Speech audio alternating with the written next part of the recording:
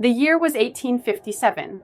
Across India, the flames of rebellion had been lit, and the British Empire trembled as its soldiers faced an uprising like never before.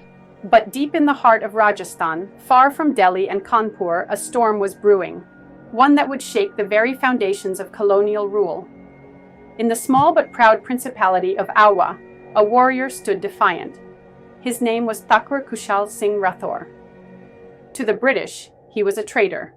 To his people, he was a legend. For years, the British had tightened their grip on the princely states, dismantling old traditions, imposing their laws, and undermining the Rajput rulers. The Maharaja of Jodhpur, Thakur Singh, had bent the knee to the British. But Kushal Singh? He would rather die fighting than live in servitude. Then came the moment of reckoning. A group of rebel sepoys from Neemuch, fresh from killing British officers, arrived in Marwar, seeking refuge. Kushal Singh did not hesitate. He opened the gates of Auwa to them, knowing full well what it meant. War was inevitable. Within days, he had gathered an army. 5,000 Rajput warriors stood beside him, their swords gleaming under the desert sun. The Thakurs of Asop, Alaniyavas, Gula, and Bajavas joined the fight. It was no longer just a rebellion, it was a war for honor. The British struck first. Lieutenant Heathcote led his men to crush the uprising at Bithoda in September 1857, but he never expected what came next. Kushal Singh's forces ambushed them, cutting down British troops and forcing Heathcote to flee. Then came the Battle of Chelawas in October 1857. The British sent Captain Monka Mission to bring Auwa to its knees. But the Rajputs fought like lions. By the end of the battle, Mission lay dead, his severed head displayed on the gates of Auwa fort, a chilling message to the empire. The British could not afford to be humiliated. In January 1858, they returned, not with a battalion, but with a 30,000 strong army led by Brigadier Holmes. For 5 days, the cannons roared. The walls of Auwa fort trembled, but the Rajputs held their ground. Smoke filled the air. The cries of the wounded echoed through the corridors of the fort. The British kept coming. The defenders had nowhere to run. And then, at last, the walls fell. The British stormed in, burning everything in their path. Auwa was razed to the ground, its treasures looted, its temples desecrated. The idol of Sugali Mata was taken, a final insult to the land that had defied them. But Kushal Singh lived.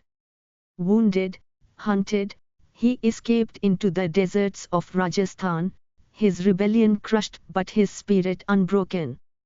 For years, his name was whispered in the folk songs of Marwar, sung during Holi, the festival of fire and defiance. His story was woven into legend, his resistance a symbol of Rajput pride. The British called it a victory. But history tells a different tale. Because even when a warrior falls, his fight does not end. Kushal Singh Rathore, a name that the sands of time refuse to erase. Kushal Singh's bravery is immortalized in Rajasthani folk songs sung during Holi.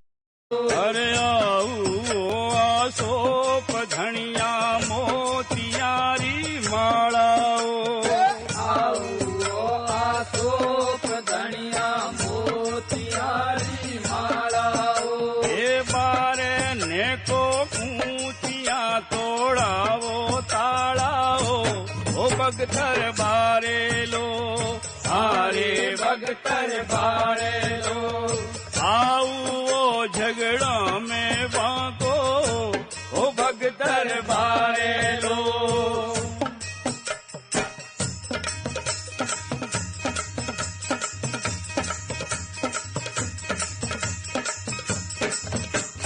ढोल ढोल बाजे थाली बाजे भेड़ो बाजे बांकियो ढोल बाजे थाली बाजे भेड़ो बाजे बांकियो और ढोल बाजे थाली बाजे भेड़ो बाजे बांकियो ढोल बाजे थाली बाजे भेड़ो बाजे बांकियो ये एजेंट ने मारने दरवाजे टाकियो तो झूंझे आओ हारे झूंझे आओ ओ आओ मुल्का में चोखो ओ झूंझे आओ.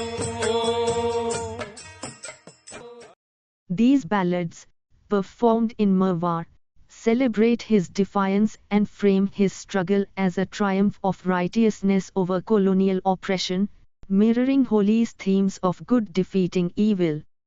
The festival's communal joy and renewal of social bonds provided a subtle platform to keep his legacy alive under British scrutiny.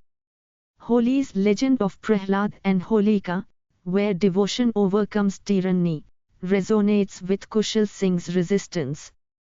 The bonfire ritual of Holika Dahan, symbolizing the burning of evil, parallels the destruction of Auwa fort, a physical defeat but a moral victory.